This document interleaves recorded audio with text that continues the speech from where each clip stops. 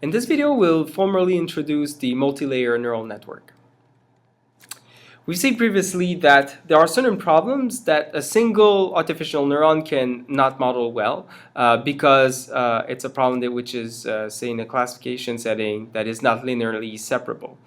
However, we've seen that we can actually take our input representation and try to instead transform it in some way by applying some perhaps simple transformation, like applying, in this case here, the n function over 2 transform version of the input, to obtain a new representation of our input vector, which is now linearly separable.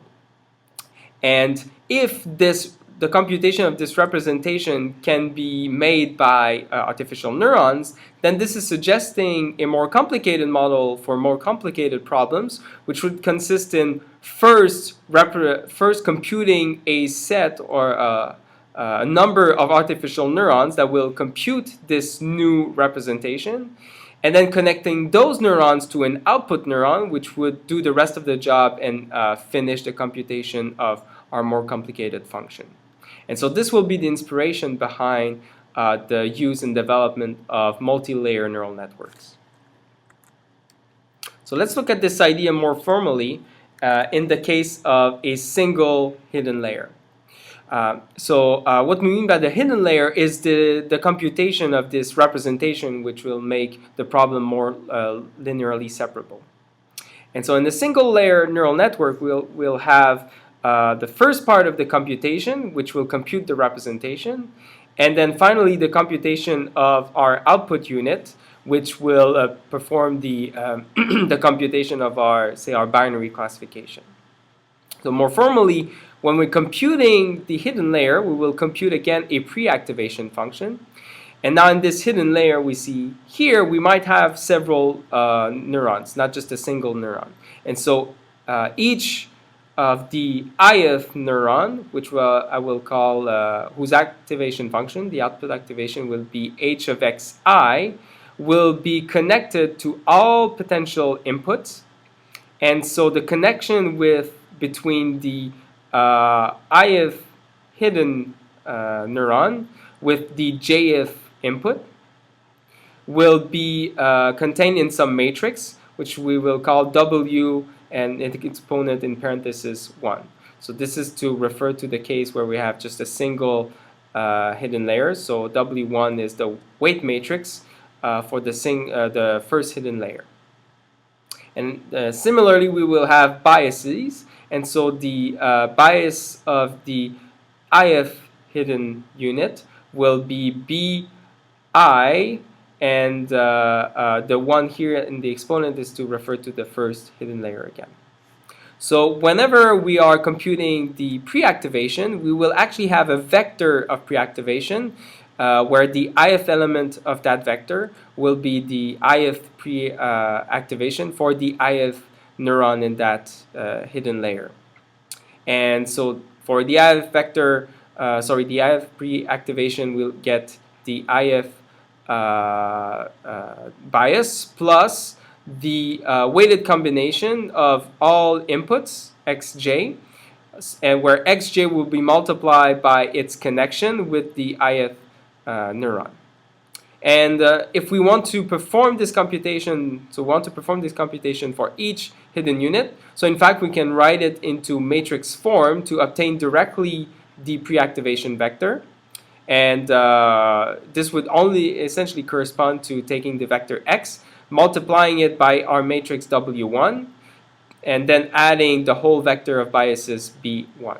So indeed, if we take x and multiply it by W, what we will get is that for the ith row, we'll get a term which corresponds to the sum of all the elements over that row of matrix W1 multiplied by the corresponding elements in the vector x. Okay, so we see that this and this is actually equivalent. Then to compute the hidden layer activation, we simply apply our activation function over all the elements in the vector. So this here in my notation, I'm assuming we're doing an element-wise application of the activation function j that we've chosen, either the sigmoid or the tanh or rectified linear and so on. And then finally we get an output activation, which I will call, or I will note f of x, by taking the hidden layer. So this hidden layer, so there's a parenthesis missing here, we'll call it h1 of x. Again, 1 because we have a single hidden layer. So we'll take that vector of hidden units and then we'll multiply it by w2, which is going to be the vector of activations between the output and all the hidden units. So w2y here is the weight of the connection between the output unit and the ith hidden unit. So we compute that, then we add the bias of the output unit, and then we will also have a activation function, and I'm going to note it O for output activation function. And this is because we will typically make different choices for the output activation function than for the hidden units in the neural network. So if we want to do binary classification, we can just use as the output activation the sigmoid activation function. And so this would correspond to this means that at the output we would get the probability of the input belonging to class 1. But if we have multiple classes, if we have more than 2 classes, then what we'll need to do is have multiple outputs. And specifically, we'll want to have one output unit at the output layer per class. And now we'll still want to keep this idea that our neural network will estimate a conditional probability. So we'll like the output layer to give us the probability of the input belonging to each potential class, which I note C. So C would typically belong in 1 up to a certain number of classes capital C.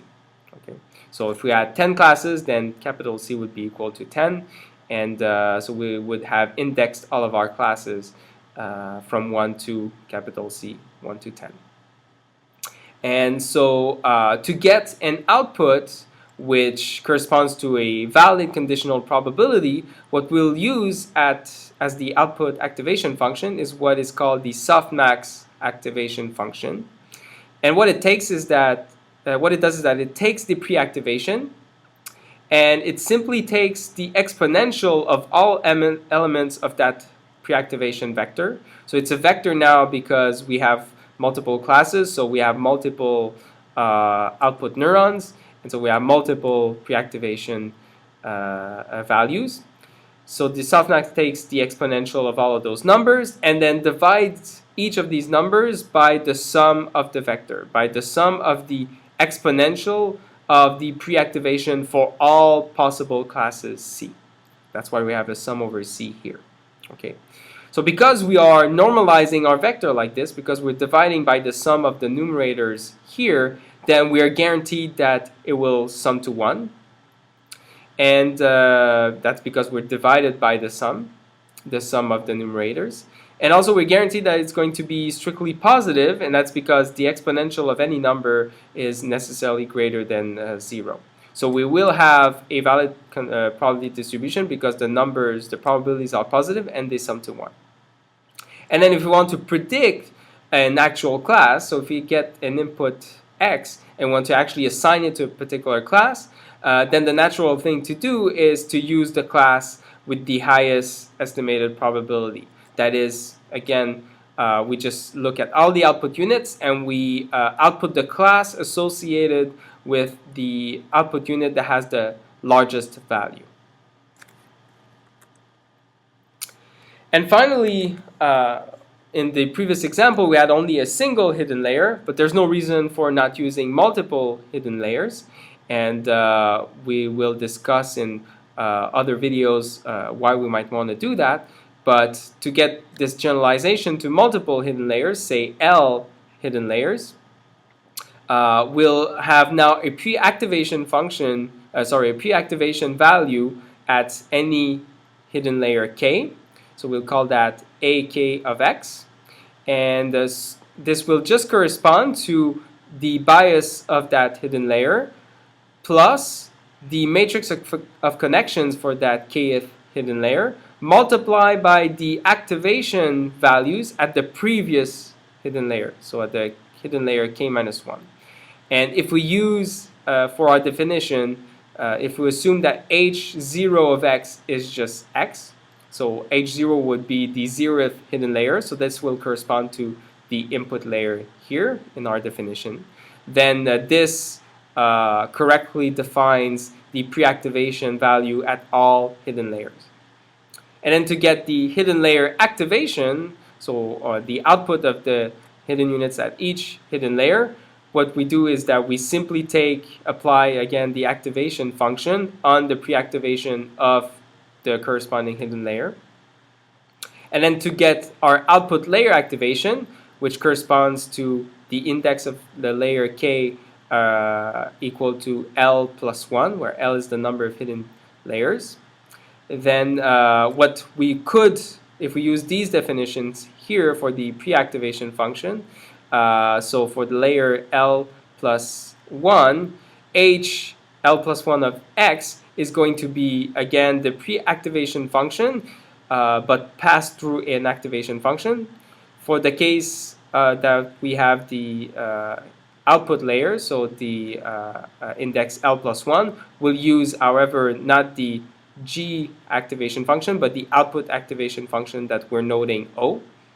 And typically, instead of using this for the notation of the output layer, I'll often refer to it instead as f of x, which is going to be the output of the neural network. Now, if you're wondering why we say that these layers here are hidden and this is instead the output, so this is the output for the obvious reason that this is the actual value that is used, say, by our classifier, which is trying to classify some input. And these are hidden because we don't know what's the actual right value for these hidden units. So the neural network, when we talk about learning the parameters of a neural network, it will try to find what's the correct behavior for these neurons here. However, for the output, we know what's the right answer. So we normally will have some labeled data, and for some given input, we will actually know which output we want to see have its value be the biggest amongst all output. So that's why these guys are actually, these hidden units are actually hidden. They're hidden in the sense that we don't know what's the actual best value for them to take for some given input. We only know what value we would like to see for the output if we actually know, say in some data, if we actually know that certain inputs are classified in some certain classes.